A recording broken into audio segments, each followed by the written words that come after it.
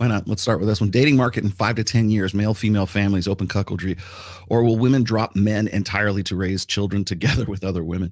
Wouldn't surprise me. If I do, you want me to give you the worst case scenario and then I'll give you the best case scenario? So, worst case scenario is that we have to go back. Well, we're already seeing this happen, I think, and so that's why I kind of want to go with like the worst case scenario, because I think right now we're sort of trying to square the circle of 20th century marriage in the 21st century with 21st century realities, and the like the social media age, the social media era, the era of mass communication. I think it was Zuby who said, human beings were never meant to have this degree of communication, instantaneous communication. And so we're no longer hunter-gatherer tribes anymore. We're expected to live in this sort of globalized society. And part of that globalization, of course, is the sexual marketplace, as I've said. So we're trying to figure out how to do marriage in the 21st century, knowing what we know about male nature and female nature. So when I listen to somebody like Scott Galloway start popping off about, well, men need to get more responsibility and man up and blah, blah, blah, blah, blah. I'm like, what's their motivation? Tell me how that's going to happen. Right? It's the same thing I told Richard Reeves, Dr. Richard Reeves. I think Richard Reeves has a little bit more credibility. Quite honestly, I think he's got more credibility than Scott Galloway, which isn't saying much, but I love how we have these male masculine, for lack of a better term, pearl clutchers, like, oh, my stars and garters, the fertility rate is drop below replacement level. Yeah, in 1975 it did, and it's still there. I love how we have these call to arms, or we have this call to action kind of shit, and like nobody realizes what the history is of what they're even talking about, because they know it's just good. It's click-through rate is what it's CTR, right? It's click-through rate. That's what they're looking for. It's just the clicks. They're looking for engagement. They're looking for impressions. That's really what it boils down to. And if it wasn't if it wasn't that, it'd be something else. So when we're talking about like the dating market or dating market in 5 to 10 years, dating market is going to be much different than, say, the marriage market. I think people are going to be like more generationally, let's just say, like certainly the latter half of the millennials, Generation Z, and I guess they're calling the one after Generation Z Generation Alpha or something like that. These are going to be the kids of the Gen Z kids at some point, and Gen Z is like just under 30 right now, I presume. I don't know exactly. I don't have the ages or the year ranges in front of me, but Gen Alpha. Well, isn't that ironic? But I think what's going to happen is you're going to see more and more people trying to figure out how to do marriage in a post-marriage society. And again, I'm stealing that term from Aaron Clary. We live in a post-marriage society right now. It's just nobody's got the memo just yet.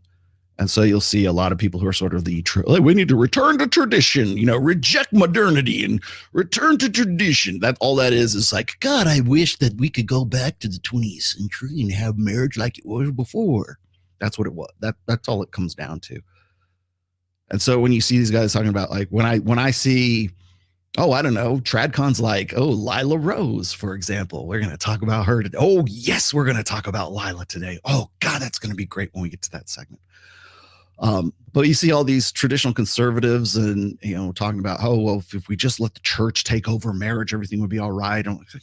We tried that, but that's not even 20th century. That's like 12th century. Okay. We've done that before. We got that. We got the t-shirt, right? Thanks.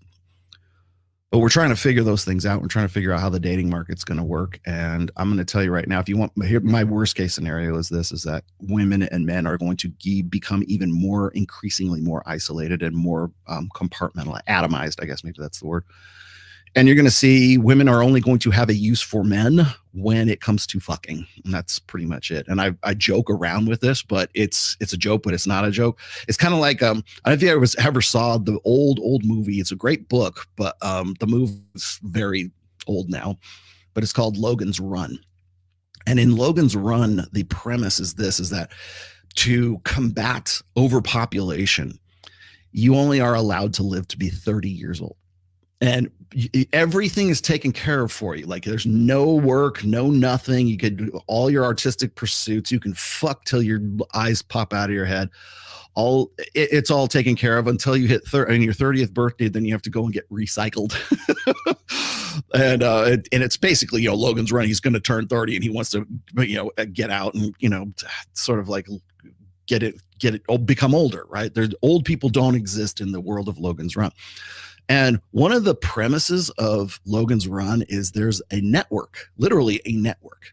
And you put yourself on the network and you can go fuck whoever you want to on the network. And you could see that it'll teleport you. Like you get into this little booth or something like that, and it'll say, Sherry, Rolo, Jim, Jennifer, whatever. And we'll show, and they're like usually half naked or whatever. And like, oh, I want to fuck this chick. And so like there's this understanding between the two people, like, oh, we're gonna fuck, right? And so it's almost like Tinder in a sense, like because you're like they're deciding who they want to have sex with, and then if they like that person, it teleports them right to their apartment or wherever they are. And like that's not. I mean, it's virtually. I mean, the idea is kind of there. I mean, maybe not the teleportation technology, but the premise is still there. And I got to thinking about that recently because I joke about this all the time. You'll probably hear. I think I've said this a few times on Access Vegas, where I'm like, we're slowly inching our way towards Dick Dash, right? Where it's not just like Uber Eats or DoorDash, so that they will deliver you, your food or whatever it is, or Amazon comes and brings you your packages. Now it's Dick Dash, so women could go, I like this guy right here. I want to fuck this guy. Here, where's your credit card? Put it in. Dude shows up in 5 minutes, fucks the shit out of the chick, and that's it. No, bye. See you later. Like this escort. I mean, we have that, I guess, technically now with applications like Tryst and Let's Skip the Games, I think is one of them. But they're basically apps that facilitate escorts. I think you're going to probably see something like that. I mean, this is worst. I told you, worst case scenario. You're probably going to see a much starker separation between alpha fucks and beta bucks. And that's what I meant. Like if women can compensate for their long-term security needs with greater education, more money, more political involvement, basically, essentially, more societal power. What do women use societal power for, or political power for, or religious power for? Any kind of power that a woman gets, she almost unilaterally uses it to secure herself for long-term security. That's really why women wanted to get into college in the first place, was because they didn't want to depend on men. That's how you get the idea of strong, independent women. Independent from what? Independent from men. Independent from being dependent on a guy. And I'm glad you brought this up because it's going to sort of dovetail very nicely into the assortative mating idea right now. We used to live in a regulated sexual marketplace. And those were localized sexual marketplaces. And then once we had hormonal birth control and the sexual revolution, then we deregulated the sexual marketplace.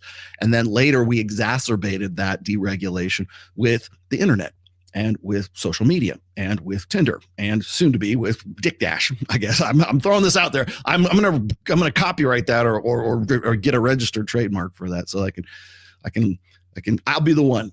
I'm going to start the Dick Dash app. Guys, if you guys want to fuck lonely old late mids, and that probably will be right around like 30s to 40s, maybe even the 50s, right? But they need it. They need dick, and they need it now. And you better dash your ass right back out there. Okay, buddy. It's like, okay, you got a delivery at this address, and then as soon as you're done, that's half an hour. She's only in for half an hour. Then you got to get over this 1,045 minutes. Dude, I'd be a millionaire. Guy, trust me, at one point somebody thought of OnlyFans. I thought, boy, wouldn't it be great if we could just sort of deregulate the cam girl market? Wouldn't it be great if every what was it, democratize? If we could democratize the pornography industry and just let anyone could be a porn star now. Literally, that's essentially what OnlyFans did. Is it democratized pornography? So why be a stripper? You could be a stripper. Ladies, you could just be a stripper in the comfort of your own home. You could be. I'm a broadcast journalist right now. Technically, I don't have a degree in communications, but goddamn, I didn't need one. All I needed was this camera and a board and a mic, and I'm ready to go. Democratized I don't know, the talk show industry. Right? Anybody can, any guy with a mic can do it now. Holy shit! I learned that when I did Dr. Phil. When I did Dr. Phil, and I looked around, it's just this army of like producers and videographers and editors and people who are like right there on the fly, and sound managers and people like flowing in the audience, flowing out the audience, make sure they know when to say it, what to say, when to say it, when they got their 3.5 inch, 3x5, cue card there to say what they're supposed to say, right? It's all stage managed. Everything is very, very pre-prepared. I guess maybe prepared. But I think you're going to see more and more of this democratization. And by the way, so best case scenario is this, is that at some point along the way, technology will change, will shift to the point where women will be, men and women will need each other to procreate, of course, but there has to be some sort of like disrupting technology. I don't know what that is. It's a possibility. Maybe it goes the wrong way. Like people say, well, Rollo, what happens when we get sex bots? I don't think you need to worry about sex bots. I think you need to worry more about the virtual sexual experience than a in real life sex bot sucking your. It's probably going to be more like, plugging yourself into some sort of haptic suit or something like that and getting your dick sucked, and you don't care because it's like the Matrix, right? It's just stimulating the electrical impulses in your brain to make you think that you just ate a steak and now you're getting a blowjob. Because that seems like a more efficacious way of going about it. I mean, why not go the direct route? The other thing is that I think you're going to see more and more, as far as the dating market is concerned. I think you're going to see more and more of the girlfriend experience. There's going to be technologies that are going to really, really play up to the dynamics that OnlyFans has only explored up to this point. So if you, again, maybe that's on the bad side, but I think that there's the possibility exists that either there'll be a societal shift, there'll be some sort of meteor, right? There'll be some sort of societal crash of some sort where men and women will have to depend on one another again, and we'll have to go back to our evolved gender roles, because that's really what we're doing, is we're trying to figure out how to deal with our evolutionary firmware in an era of high technology. So the reason why guys don't want to get off their asses, why would they? They can get the virtual experience of getting their sucked and not ever have to worry about rejection, not have to worry about, STDs, not have to worry about, whether that chick's going to take them for a ride, whether get rolled or whatever. And then women will have pretty much the same thing. It's like men and women don't need each other anymore. We keep hearing, men and women don't need men. All right. Well, it's interesting to me that like guys are still like, yeah, we need women, of course. And women are like, yeah, I need no men. Yeah, until the floodwaters rise, and then you need men. Then you need somebody to sort of come in and take care of it. And I think that on some level of sort of consciousness, women do need men, but like maybe more on an emotional level, more on a companionship level. They certainly don't need men for, perceptually, they don't need men for security, long-term security at this point, although they kind of do, because women don't get to the long-term security part unless men are there to sort of facilitate that. At some point, women will have to come to a realization that men make sacrifices for women to exist, for women to actually live in their, for their existence, right? I mean, just to have a cell phone, just to have internet service. I mean, hell, but we saw this, like that guy, remember the guy who did the Riz app and the Riz server and stuff like that? Fucking genius, absolute legend, right? And people go, oh, that if you see women going, oh, that's horrible, that's not real, he's faking everything. Yeah, you're goddamn right. You know why? Because it works. It fucking works. It's like that guy, I forget the dude's name, who got followed around with a video camera team around a mall, and then he went down like to Central Park or something like that. And people just started following him. Oh, he's the new star of the new, he's in the new Spider-Man movie. And people are like, oh yeah, I know that guy. Complete fabrication, complete utter lie. And you just go in, and then you will see how readily women, especially women, because he's the guy, and they're like, oh, he's a movie star. I want to kiss him on the cheek and get a selfie with him. I want to get his autograph. I want to shake his hand because I know the guy. I think he's great. I used to go to high school with that guy.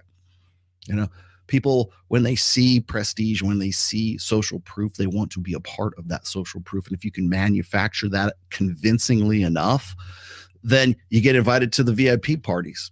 Then you get like, because women, the girls don't care they never heard of this guy in their lives. They only see 51,000 people in the chat. I've got 1,400 right now. Nice. You know? And I think I'm approaching 73,000 followers on Instagram right now. I'm close to 170 on my Twitter account, and we're still holding strong at 223,000 on my YouTube account because, well, diverting hate won't allow it to go any higher or any lower than that.